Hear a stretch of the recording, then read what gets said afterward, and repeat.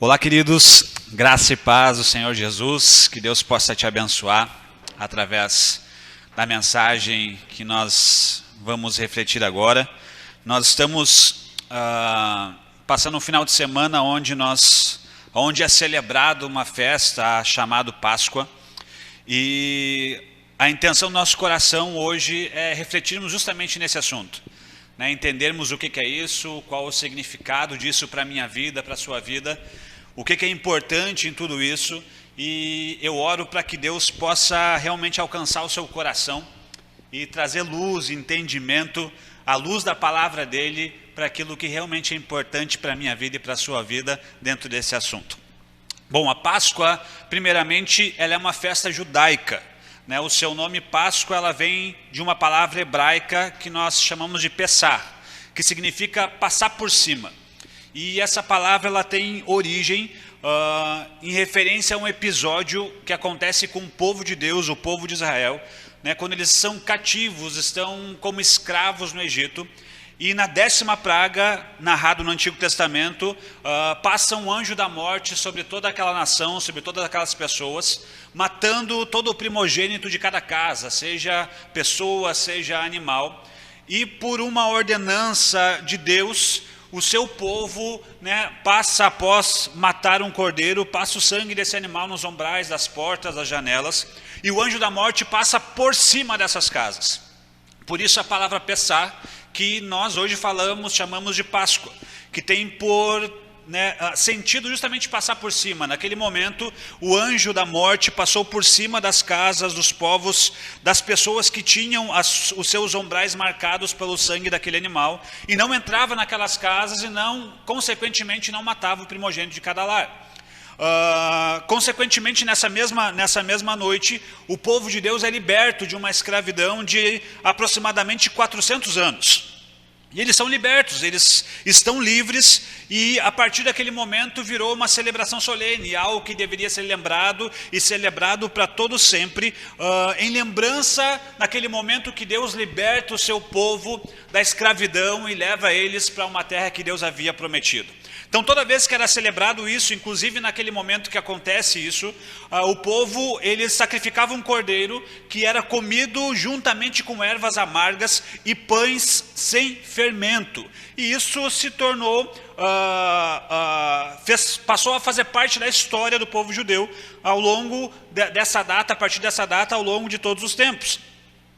Passa-se, né, a história passa, e justamente no tempo em que acontece essa festa, Jesus Cristo, ele numa celebração como uma festa dessas, uma celebração da Páscoa, Jesus Cristo, ele é traído, ele é entregue, ele é pregado numa cruz, ele morre e ressuscita no domingo, justamente no meio de uma celebração dessa festa que nós chamamos de Páscoa.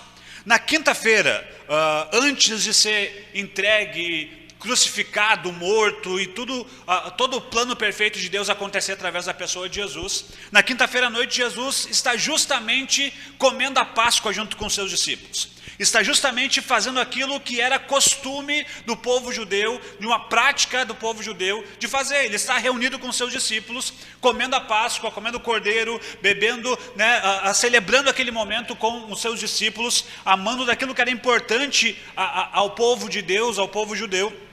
E ali ele fala para os seus discípulos que a partir daquele momento não haveria mais necessidade de celebrar aquilo, mas que a partir daquele momento era para se comer o pão e beber do cálice, e o pão significaria o corpo de Cristo que seria entregue por eles, e o sangue, o cálice, o sangue de Cristo que seria derramado em favor das pessoas para que eles pudessem ser perdoados, lavados e remidos pelo sangue do Cordeiro.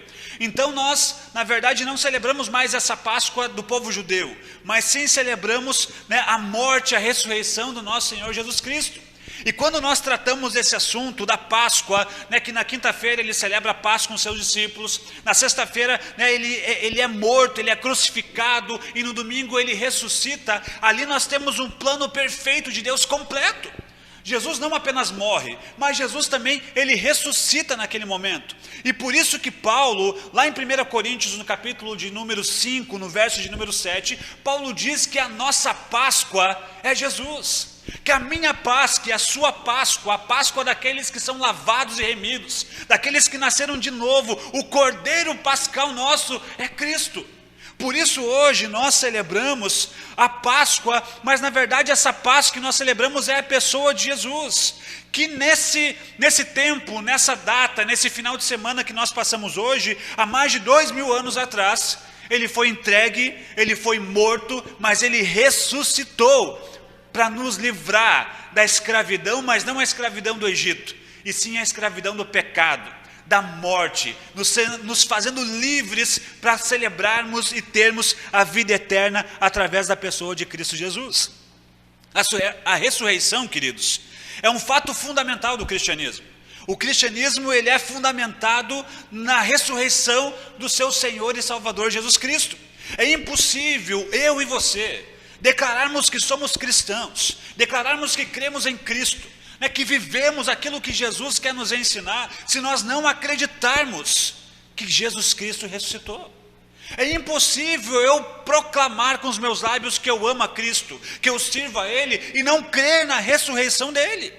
Tanto que o próprio Paulo, em Romanos, no capítulo de número 10, no verso de número 9, ele diz o seguinte: se com a tua boca confessares Jesus como Senhor, e em teu coração creres que Deus o ressuscitou dentre os mortos, será salvo. Paulo está dizendo justamente isso, que eu só sou cristão verdadeiramente se no meu coração eu creio que Jesus ressuscitou, e se eu professo com os meus lábios que Jesus é ressurreto. Não tem como eu ser cristão e ao mesmo tempo não crer que Jesus ressuscitou ao terceiro dia e está vivo. Paulo está fazendo uma ligação interessante, nós precisamos entender isso. E por isso, justamente por isso, ao longo de toda a história, surgiu inimigos, ideias, pensamentos, e até os nossos dias surgem muitas coisas para tentar impedir as pessoas de acreditarem nisso. Fazer com que as pessoas não consigam compreender como Jesus ressuscitou, até mesmo por causa que é algo além da nossa imaginação, vai além daquilo que nós podemos compreender, é algo que não é natural. O normal, o natural, é a pessoa nascer, viver, morrer, ser sepultado e permanecer morto. Automaticamente é normal para mim e para você, para o ser humano, ter dificuldade em entender essa verdade. Mas nós precisamos entender que Deus, do mesmo jeito que Ele é o Criador de todas as coisas, tudo está em sua mão e Ele pode fazer absolutamente todas as coisas. E nós precisamos lutar contra toda mentira, todo pensamento humano, toda dificuldade que possa nos fazer não acreditar e duvidar do fato de que Cristo, Ele morreu, mas Ele ressuscitou, e Ele está vivo.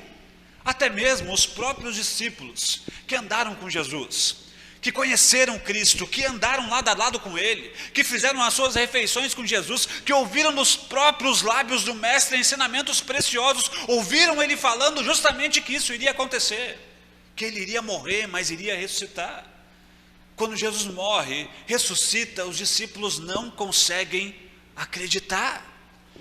A Bíblia nos relata em Marcos, no Evangelho de Marcos, capítulo 16, no verso 14, dentro de um contexto após Jesus morrer e ressuscitar ao terceiro dia, a Bíblia diz que ele aparece a Maria Madalena primeiramente, depois ele aparece a 2 discípulos que estão a caminho de Emaús, e depois disso todas essas pessoas, tanto Maria Madalena, ela vem até os 11 discípulos, os 11 apóstolos e fala: eu vi o Mestre, ele está vivo, ele não está morto, e a Bíblia diz que eles duvidam do que ela fala.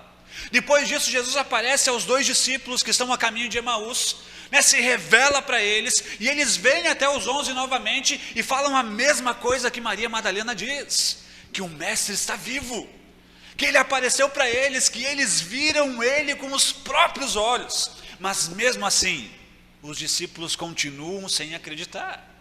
Então Jesus vem até eles, no verso de número 14 do capítulo 16, e fala o seguinte com eles: finalmente apareceu Jesus aos 11, quando estavam à mesa, e censurou-lhes a incredulidade e dureza de coração, porque não deram crédito aos que o tinham visto já ressuscitado. Eles não conseguiram acreditar. Eles duvidaram que Jesus havia ressuscitado. Jesus já tinha falado. Alguns dos seus amigos, companheiros de jornada, de caminhada, já tinham visto Jesus ressurreto. Mas mesmo assim, eles continuavam duvidando. Até que Jesus aparece a eles, quando eles estão à mesa, e censura eles, repreende eles, porque eles não acreditaram no relato daqueles que já tinham visto. Porque eles não acreditaram naquilo que Jesus tinha feito, que era vencer a morte e estar vivo novamente. Mas isso nos mostra o quão é grande a dificuldade que nós podemos ter em acreditar nisso. E ao longo da história se levantou muitas ideias, muitas teorias, justamente para desmentir algo que é fato e verdade, que é a ressurreição de Jesus. Por exemplo, se acreditavam que as mulheres, elas teriam errado o túmulo, que elas, no domingo de manhã, quando foram ao túmulo, elas foram no túmulo errado, elas chegaram num túmulo que estava vazio, num sepulcro que estava aberto, de repente preparado para outra pessoa, mas que não era o sepulcro que Jesus tinha sido sepultado. Então essas mulheres, elas erraram. Consequentemente, Jesus não ressuscitou. Elas simplesmente erraram o lugar em qual Jesus tinha sido sepultado. É uma das teorias para tentar desmentir essa verdade, para tentar dar um jeito em algo que é difícil de nós entendermos.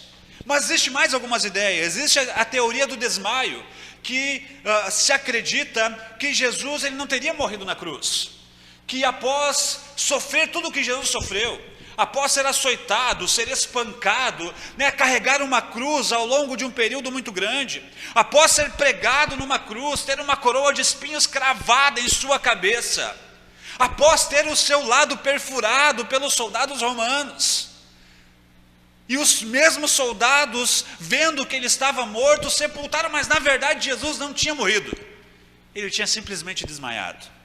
E depois de tudo isso, ele acorda no sepulcro, se levanta, ensanguentado, machucado, com uma grande pedra pesada à porta do sepulcro, e de alguma maneira ele empurra essa pedra, ele dá um jeito de repente bater nos soldados e fugir.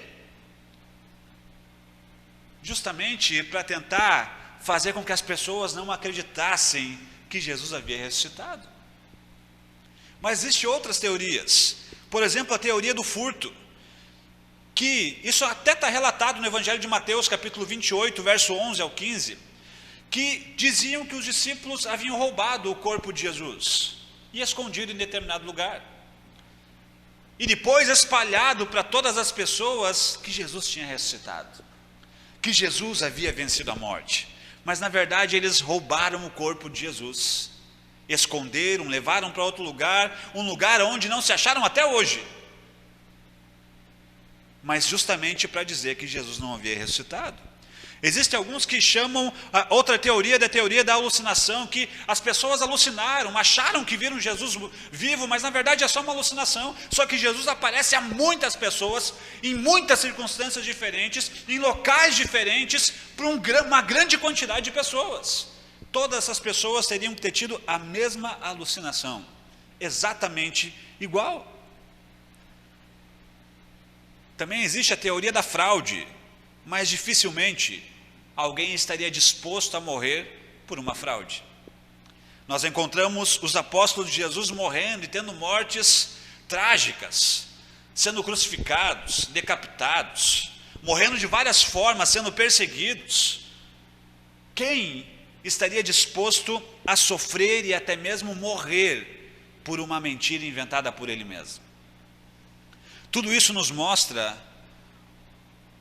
quantas coisas se levantam ao longo da história, sejam coisas físicas, coisas espirituais, para nos impedir de acreditar que Jesus ressuscitou, para nos impedir de crer em nosso coração que o Jesus que morreu pregado na cruz não permanece morto, mas ele está vivo.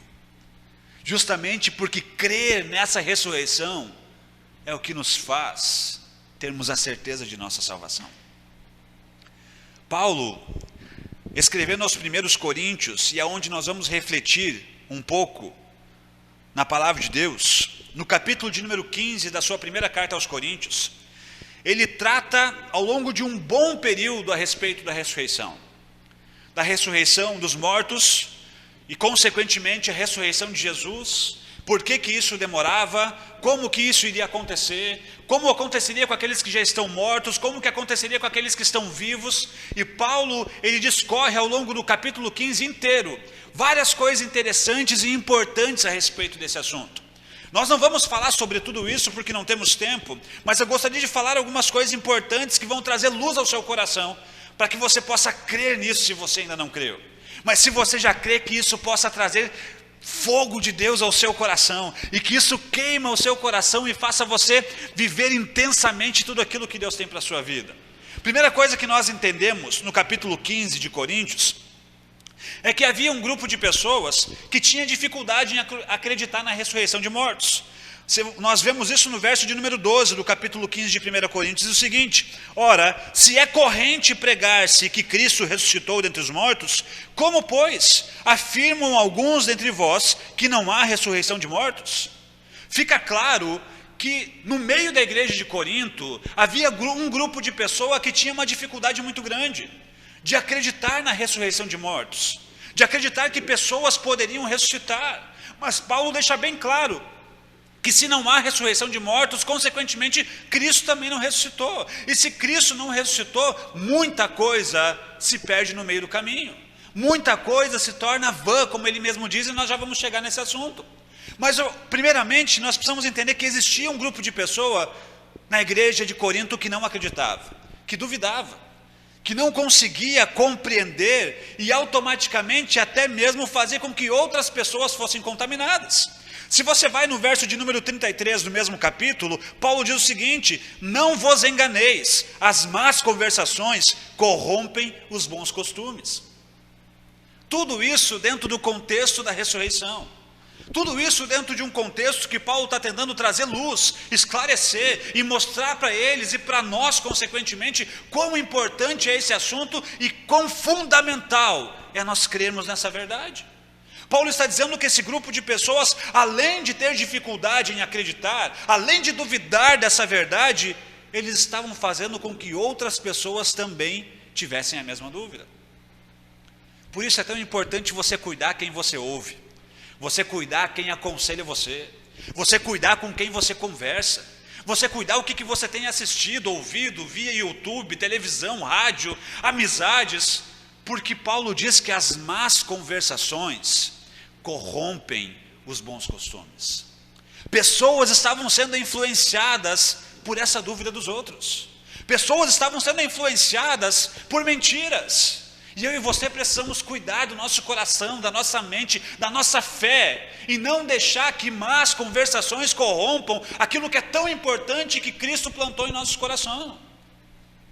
Mas Paulo continua tratando nesse assunto, e ele chega a um extremo, no verso de número 34, de dizer que não acreditar na ressurreição é não acreditar em Deus de verdade.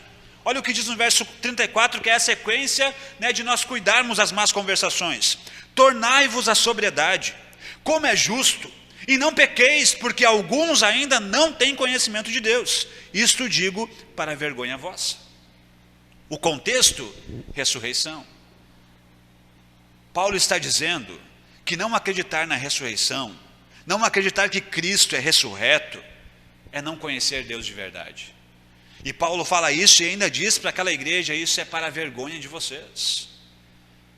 Se eu não consigo acreditar no que Jesus fez na cruz, e no que ele fez pós-cruz, que é vencer a morte e voltar à vida, provavelmente eu não conheço a Deus de verdade. Provavelmente falte conhecimento de quem é Deus. Pode ser o que aconteceu com os discípulos, que além de ser uma coisa anormal, eles esperavam um Messias que trouxesse um governo político. Eles não conheciam Deus verdadeiramente, e isso traz dúvida ao coração deles a respeito daquilo que Jesus poderia ter feito, que era vencer a morte. Permita que Deus se revele a você através dessa palavra e traga ensinamento ao seu coração, querido. para que você possa conhecê-lo e crer mais e mais nisso que é tão fundamental para o cristianismo e para a minha fé e para a sua fé, que é a ressurreição de Jesus, e que é o verdadeiro sentido e celebração desse final de semana que nós chamamos de Páscoa, porque Cristo é a nossa Páscoa.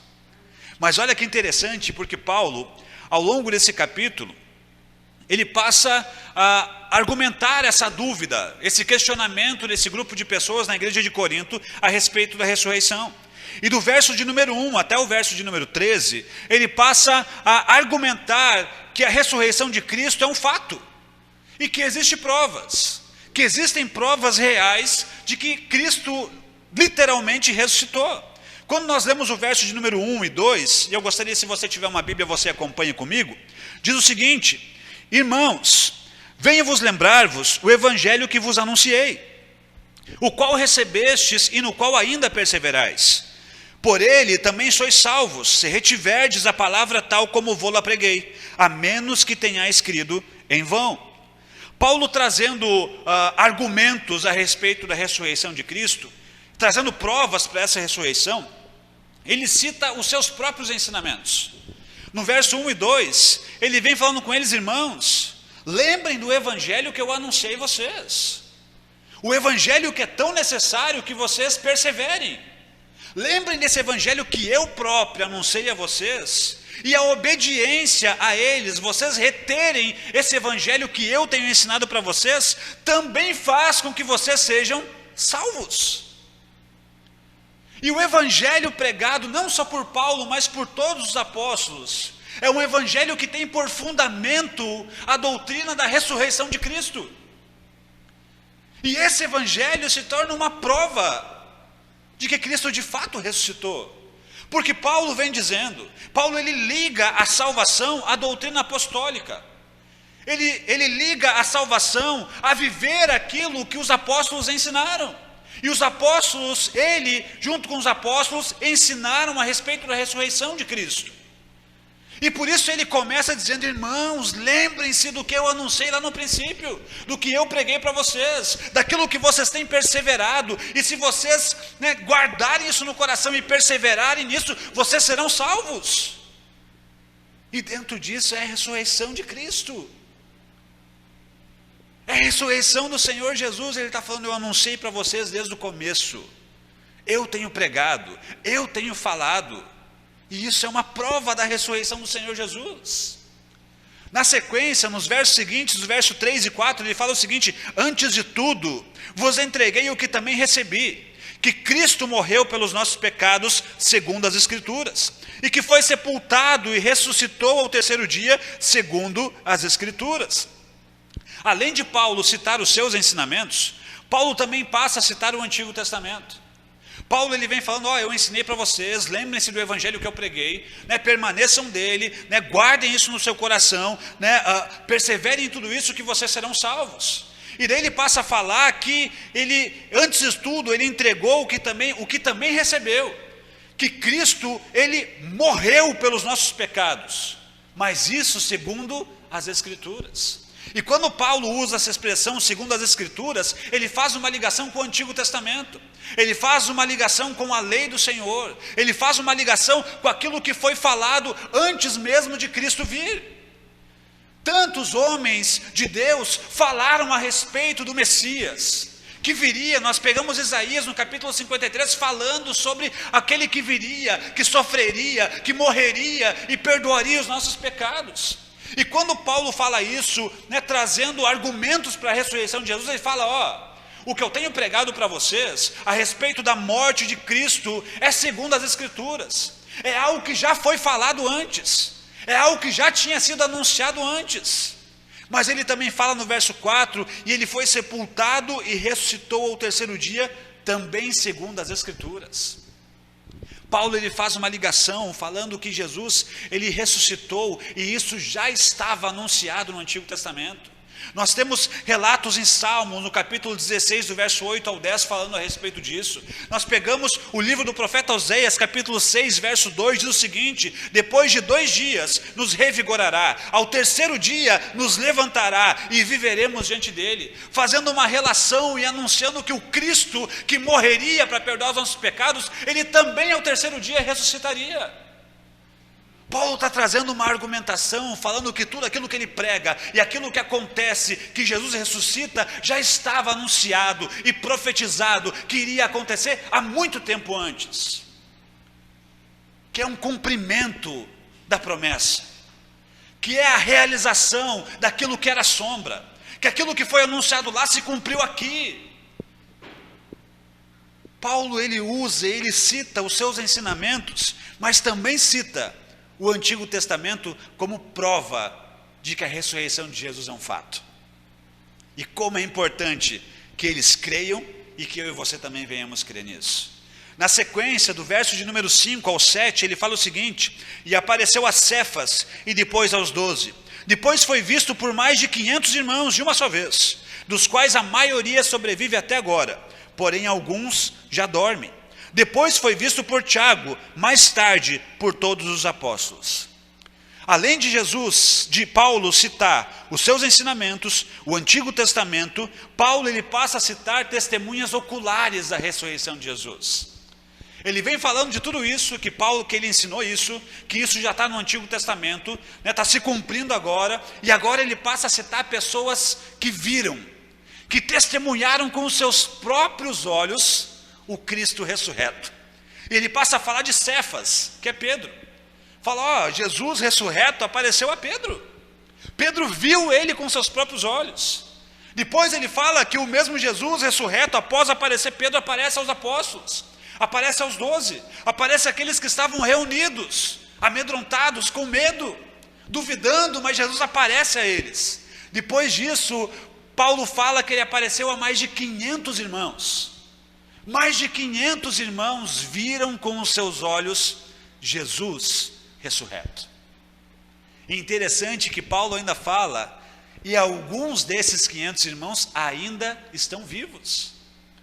É como se Paulo estivesse falando: ei, vão e perguntem para eles, vão e questionem desses 500 irmãos que viram Jesus ressurreto, muitos deles ainda estão vivos, muitos deles ainda vivem. Alguns já dormem no Senhor, mas muitos vivem. Vão e perguntem. São testemunhas oculares. Depois ele cita Tiago, que também viu Jesus ressurreto, e por final cita que todos os apóstolos o viram. Além de Paulo trazer argumentos para testificar e mostrar que é um fato a ressurreição de Jesus, do ensinamento dele do Antigo Testamento, Paulo mostra pessoas que viram, testemunhas oculares do fato. Pessoas que testemunharam com seus próprios olhos o Jesus morto, mas depois de 3 dias, vivo novamente. Além disso, Paulo depois, ele dá o seu próprio testemunho, do verso 8 ao 10. Ele diz assim: afinal, depois de todos, foi visto também por mim, como por um nascido fora de tempo. Porque eu sou o menor dos apóstolos, que mesmo não sou digno de ser chamado apóstolo, pois persegui a igreja de Deus. Mas pela graça de Deus, sou o que sou, e a sua graça que me foi concedida não se tornou vã. Antes trabalhei muito mais do que todos eles, todavia não eu, mas a graça de Deus comigo. Depois de Paulo citar pessoas que viram Cristo ressurreto, ele fala dele mesmo. É como se Paulo fosse estreitando os argumentos, como se Paulo fosse trazendo cada vez mais argumentos mais vivos. Ele fala, além dos ensinamentos que eu fiz, além de estar isso no Antigo Testamento, eu mostro para vocês pessoas que viram. E depois disso ele fala, além desses que eu falo que viram, eu também vi Jesus ressurreto. Eu também vi. Aquele que um dia havia perseguido, havia maltratado, havia matado cristãos, e agora tinha nascido de novo. E justamente ele converte-se ao Senhor, ao cristianismo, ao evangelho, no momento em que Cristo ressurreto aparece para ele. No momento em que Jesus apareceu para ele, ele converte-se ao cristianismo. E ele se torna também uma testemunha ocular, uma testemunha que viu com os seus próprios olhos. Paulo é o último apóstolo a ver Jesus ressurreto. E ele vira uma testemunha dessa ressurreição. Paulo traz argumentos. E poderíamos falar muitas coisas de argumentos para que você venha acreditar que Jesus ressuscitou. Que você pudesse ter certeza disso. Mas como o próprio Jesus, lá no texto de Marcos que nós lemos no começo, repreendeu os discípulos, falou, não, vocês, repreendeu eles porque eles não creram no relato daqueles que já o tinham visto. Jesus está nos dizendo que, diante do relato de outras pessoas, nós precisamos crer. Diante daqueles que viram, diante daqueles que testemunharam e pregaram e anunciaram, eu e você precisamos crer. Olha o que diz no verso de número 11. Portanto, seja eu, ou sejam eles, assim pregamos e assim crestes. Paulo traz vários argumentos, mostrando que Jesus de fato ressuscitou. Que Jesus de fato venceu a morte. E nós não podemos duvidar dessa verdade, que é o alicerce, é a rocha da nossa fé. É o alicerce do cristianismo. Porque Jesus, se ele não tivesse ressuscitado, teria sido em vão a sua morte. Porque Jesus ressurreto é a prova de que a sua morte foi aceita e que o perdão dos pecados está liberado para toda a humanidade. Porque se Jesus tivesse permanecido morto, a morte não teria sido vencida. Se Jesus tivesse permanecido morto, por mais que tivesse tido a morte que teve, Deus não teria aceito o sacrifício, não teria sido perfeito. Mas como Jesus ressuscitou, o sacrifício é perfeito. E nós podemos ter certeza do perdão dos nossos pecados. E por isso Paulo bate tantas teclas, bate tanto em cima disso, de tantos argumentos e fatos, que nós precisamos acreditar que Jesus de fato ressuscitou.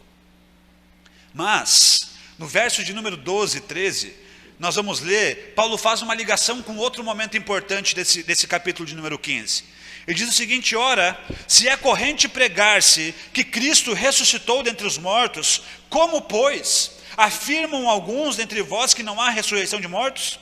E se não há ressurreição de mortos, então Cristo não ressuscitou. Paulo está dizendo, se é recorrente, se é normal, que eu pregue, que os apóstolos preguem, que no Antigo Testamento fale, e que a gente fale e pregue a respeito da ressurreição de mortos, como algum de vocês falam que não há ressurreição de mortos? E daí ele vai mais profundo. Se não há ressurreição de mortos, Cristo não ressuscitou. Se eles não crescem que havia ressurreição de mortos, consequentemente, eles não creriam ou não criam que Jesus havia ressuscitado. E com esses dois versos ele faz uma ligação com outro assunto que é muito importante, porque se Cristo não ressuscitou, o que acontece? Se Cristo não venceu a morte, se Cristo morreu e permaneceu morto, vamos dizer que aquelas teorias que nós falamos no começo sejam verdades. As mulheres erraram o túmulo, Jesus desmaiou. Vamos dizer que os discípulos, os apóstolos tenham roubado o corpo e escondido num lugar que não se acharam até hoje. E Jesus realmente não ressuscitou. O que acontece com isso? Qual que é o resultado disso? Se for como aquele grupo de pessoas está falando que é em Corinto, o que acontece com tudo isso? Se Cristo não ressuscitou, e Paulo passa a discorrer disso, do verso 14 até o verso 19. No verso 14 ele diz o seguinte, e se Cristo não ressuscitou, é vã a nossa pregação e vã a nossa fé. Querido, se Jesus não ressuscitou, o evangelho é vão. A pregação do evangelho não serve para nada. A nossa fé é vã. Se Cristo não ressuscitou, não existe perdão de pecado. Se Cristo não ressuscitou, não existe vida eterna. Paulo está falando que se não há ressurreição de mortos e consequentemente Cristo não ressuscitou, então todo o evangelho, toda a fé, toda a pregação é vã, não serve para nada. não tem significado nenhum, não tem sentido nenhum, não tem valor algum se Jesus não ressuscitou. É vão o que nós estamos fazendo aqui. É vão eu estar aqui pregando a palavra, é vão você estar aí ouvindo essa palavra. Se Jesus não ressuscitou, de nada serve fé, de nada serve o evangelho, de nada serve nada disso, porque nada tem sentido se Jesus não ressuscitou. Percebe como é complicado e como é grave quando nós não acreditamos que Cristo ressuscitou? Mas ele vai além. No verso de número 15 e 16 ele diz o seguinte: e somos tidos por falsas testemunhas de Deus, porque temos asseverado contra Deus que ele ressuscitou a Cristo, ao qual ele não ressuscitou, se é certo que os mortos não ressuscitam. Porque se os mortos não ressuscitam, também Cristo não ressuscitou. Querido, se Jesus não ressuscitou, além de tudo ser vão, os apóstolos foram falsas testemunhas. Os apóstolos mentiram, porque todo o ensino apostólico, o ensino cristão, o cristianismo em si, está firmado na ressurreição de Jesus. E se Jesus não ressuscitou, consequentemente, o ensino apostólico, os apóstolos foram falsas testemunhas, e tudo o que eles ensinaram foi mentira, é falso. Consequentemente, a Bíblia que nós lemos é falsa, se Jesus não ressuscitou. Porque os apóstolos testificaram, falavam, testemunhavam, eles são testemunhas da ressurreição de Cristo. E se Jesus não ressuscitou, tudo isso é mentiroso. Consequentemente, a Bíblia é uma farsa. A Bíblia é uma mentira. Você não precisa acreditar no que ela fala, porque os apóstolos se tornam falsas testemunhas. Mais grave, se Jesus não ressuscitou, nós permanecemos em nossos pecados. Olha o que a Bíblia diz no verso 17: e se Cristo não ressuscitou, é vã a vossa fé, e ainda permaneceis nos vossos pecados. Se Jesus não ressuscitou, a nossa fé é vã e nós permanecemos em nossos pecados. Nós permanecemos em nossos pecados. Para que os nossos pecados sejam perdoados, há necessidade de que alguém pague o preço. E esse preço foi pago por Cristo na cruz do Calvário. Ele morre pelos nossos pecados. Mas a certeza, a confirmação, o selo final de que realmente esse pagamento foi aceito, é Jesus ressurreto e vencendo a morte. Consequentemente, se Jesus não ressuscitou, o preço não foi pago. E se o preço não foi pago, nós permanecemos em nossos pecados. Consequentemente, o nosso destino é a morte eterna. Se Jesus não ressuscitou, não há jeito para nós. Os nossos pecados não foram, não são e nunca serão perdoados, porque Jesus não ressuscitou e o preço não foi pago. No verso 18, Paulo fala, e ainda mais, os que dormiram em Cristo pereceram. Se Jesus não ressuscitou, aqueles que já morreram em Cristo estão condenados ao inferno. Eles pereceram.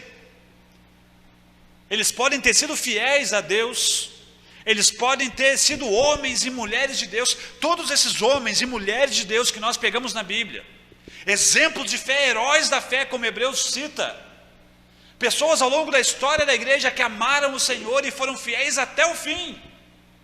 Se Jesus não ressuscitou, todas elas pereceram. Todas elas estão no inferno, longe da eternidade em Deus, destinados a passar toda a eternidade longe de Deus. Se Cristo não ressuscitou, os que dormiram nele já pereceram. Os que morreram, os que já estão mortos, estão condenados ao inferno. Se Cristo não ressuscitou, muita coisa muda. Muita coisa passa a ser diferente. Olha o verso 19, o que diz? Se a nossa esperança em Cristo se limita apenas a esta vida, somos os mais infelizes de todos os homens. Se Jesus não ressuscitou, nós somos os mais infelizes de todo mundo. Se a nossa esperança se limita a essa terra, se a nossa esperança se limita às coisas daqui e agora, se a minha esperança se limita a em Cristo ter uma vida tranquila e abençoada, com bens, com riqueza, com saúde, mas apenas nessa terra, Paulo diz que eu sou o mais infeliz de todos os homens. Lembre-se que o contexto disso é a ressurreição. Se Jesus não ressuscitou, a minha esperança se baseia nessa vida, e automaticamente eu sou infeliz. Não apenas infeliz, mas eu sou o mais infeliz de todos os homens. Querido, se Jesus não ressuscitou, não há solução, não há o que fazer. Paulo mesmo diz, um pouco na frente, no mesmo capítulo, no verso de número 32, na parte B do verso, ele fala o seguinte: se os mortos não ressuscitam, comamos e bebamos, que amanhã morreremos. Se Jesus não ressuscitou, se os mortos não ressuscitarão, a vida é sem sentido. Vamos comer, vamos beber e vamos morrer. Porque é isso que importa. É isso que importa. Olha como é interessante. Quais são as consequências se Jesus não houvesse ressuscitado? Quais seriam as consequências se Jesus não tivesse levantado da morte no terceiro dia? Seria vã a nossa fé, os apóstolos seriam falsas testemunhas, nós permaneceríamos em nossos pecados, os que já morreram estariam condenados eternamente, e nós seríamos os mais infelizes de todo mundo. Mas no verso 20, logo na sequência, Paulo fala o seguinte: mas de fato. Quando ele fala mas de fato, ele está falando, mas é certo, a verdade é a seguinte: indiscutivelmente, Cristo ressuscitou dentre os mortos, sendo ele as primícias dos que dormem. Visto que a morte veio por um homem, também por um homem veio a ressurreição dos mortos. Porque assim como em Adão todos morrem, assim também todos serão vivificados em Cristo. Paulo ele vem falando numa sequência muito interessante, porque ele fala de provas da ressurreição de Cristo. E daí passa a mostrar-nos, se Cristo não ressuscitou, o que seria de nós? Mas quando ele termina de mostrar quão terrível seria se Jesus não tivesse ressuscitado, ele muda novamente e fala: ei, mas fiquem tranquilos, porque é um fato, é uma verdade, é indiscutível que Jesus, ele ressuscitou. E da mesma maneira que a morte, por meio de um único homem chamado Adão, passou a toda a humanidade, por meio de um único homem chamado Cristo, todos serão vivificados, todos recebem vida. Quando ele fala desses todos, no verso 23, ele explica quem são esses todos. Os que são de Cristo são esses todos. Quem é vivificado é aquele que crê na morte e na ressurreição de Cristo, na morte e na ressurreição do nosso Senhor e Salvador Jesus Cristo. Da mesma maneira que por meio de Adão a morte passou a todas as pessoas, eu, você, toda a humanidade, independente da idade, da cor, do sexo, da nacionalidade, independente de quem eu seja ou você seja, do meu grau de instrução, do seu grau de instrução, da onde você mora, da onde eu moro, todos recebem essa morte, que é o pecado. Mas por meio de um único homem chamado Cristo Jesus, que veio e morreu, mas também ressuscitou ao terceiro dia, aqueles que estão nele, ou seja, que creem na sua morte e ressurreição, eles recebem vida através desse único homem, porque ele venceu a morte, porque ele ressuscitou, porque Deus aceitou o sacrifício perfeito, e consequentemente, porque Jesus ressuscitou, nossos pecados estão perdoados. Consequentemente, porque Jesus ressuscitou, nós podemos ter certeza de que todos os meus pecados, absolutamente todos eles, foram perdoados na cruz do Calvário, porque Jesus ressuscitou e o perdão foi liberado para a minha vida. Porque Jesus ressuscitou, a pregação do Evangelho não é vã. Porque Jesus ressuscitou, eu posso hoje abrir a minha Bíblia e pregar a palavra do Senhor, e ela alcança o seu coração, porque ela não é vã. Porque Jesus não permaneceu morto, Jesus venceu a morte.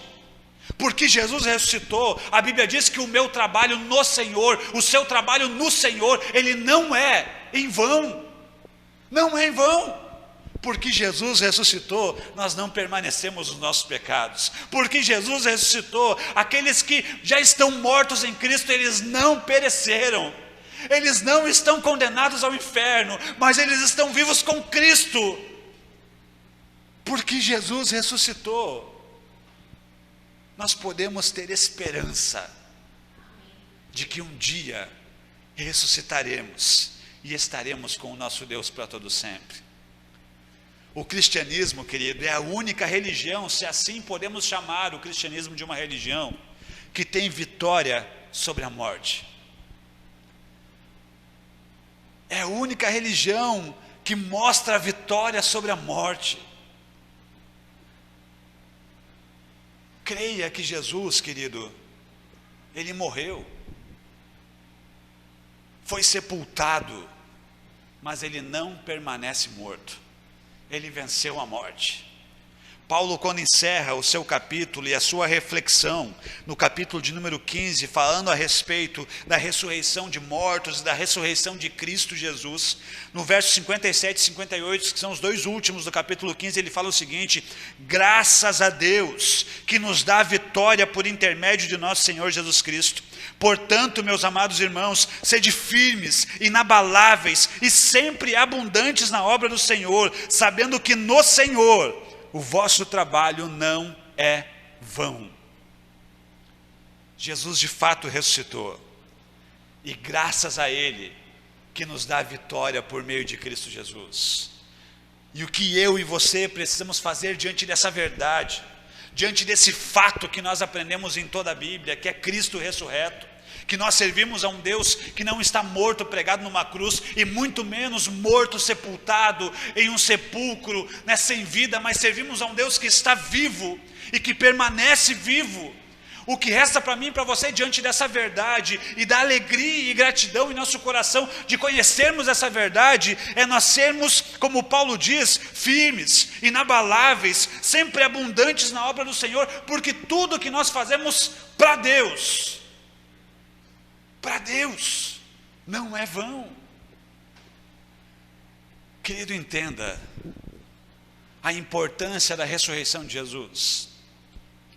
Quando no domingo de Páscoa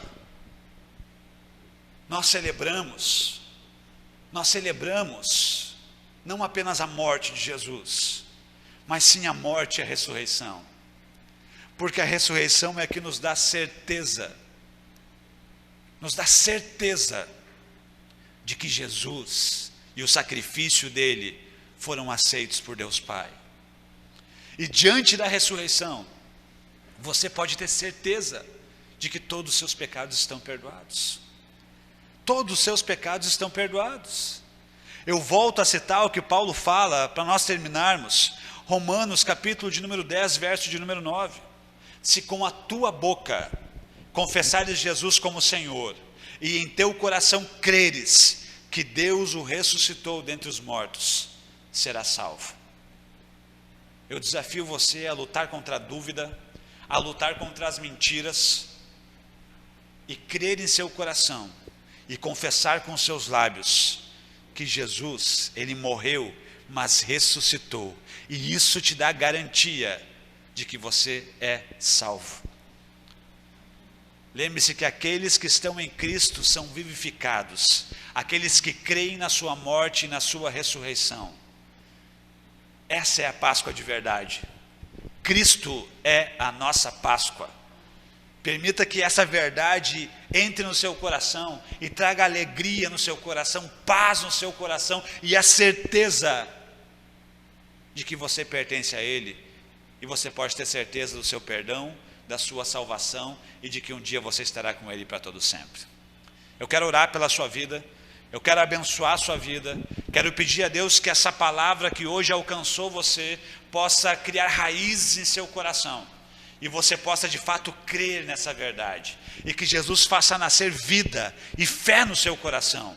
A Bíblia diz que a fé vem pelo ouvir e ouvir a pregação do Evangelho e que essa pregação desse dia possa trazer fé ao seu coração e fazer com que você seja vivo em Cristo e ter certeza da sua salvação. Eu quero orar por você, quero pedir que você feche seus olhos, e creia nisso que nós vamos falar. Deus, em nome de Jesus Cristo, nós oramos gratos, porque, Pai, nesse final de semana nós comemoramos, celebramos, não, Deus, apenas aquela libertação da escravidão no Egito, mas a libertação dos nossos pecados. Porque quando o Senhor morre naquela cruz e ressuscita no domingo, Deus, o Senhor nos liberta do pecado, o Senhor nos liberta do poder do pecado, o Senhor nos faz filhos seus, o seu sacrifício foi aceito, Deus, e Pai, ali nós podemos ter certeza de que nossos pecados são perdoados.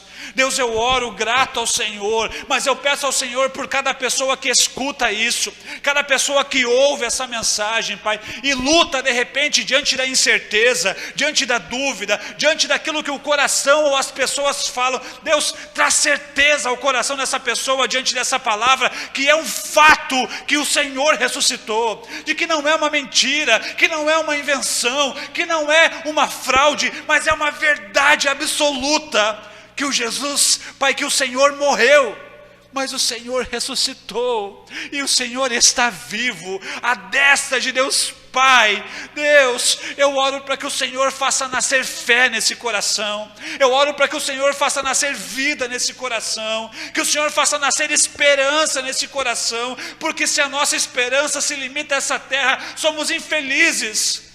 Faz, Deus, com que cada um de nós possamos colocar a nossa esperança e a nossa expectativa no Senhor e na eternidade no Senhor, e que assim possamos não ser os mais infelizes, mas sim aqueles felizes, satisfeitos e completos em Ti. Deus, obrigado porque o Senhor aceitou o sacrifício perfeito de Cristo, o ressuscitou e nos dá a garantia de que em Cristo nós somos perdoados e vivificados no Senhor. Eu oro e abençoo cada pessoa no nome de Jesus Cristo. Querido, que Deus possa abençoar o seu coração com essa palavra. Creia nisso. Lembre-se que Jesus advertiu, repreendeu, censurou os discípulos, porque eles não tinham acreditado no relato dos outros, daqueles que já tinham visto. Diante desse relato que eu trago para você, que nós vemos na Bíblia tantas pessoas relatando, pessoas confiáveis, homens de Deus, creia que Jesus ressuscitou e perdoa todos os seus pecados e quer salvar você e levar você para a eternidade com Ele. Que Deus te abençoe e traga paz ao seu coração, abençoe você, sua casa e sua família, no nome de Jesus. Deus Pai o abandonou, cessou seu respirar, em trevas se encontrou o Filho. A guerra começou, a morte Ele enfrentou, todo o poder das trevas vencido foi. A terra estremeceu, o sepulcro se abriu, e nada vencerá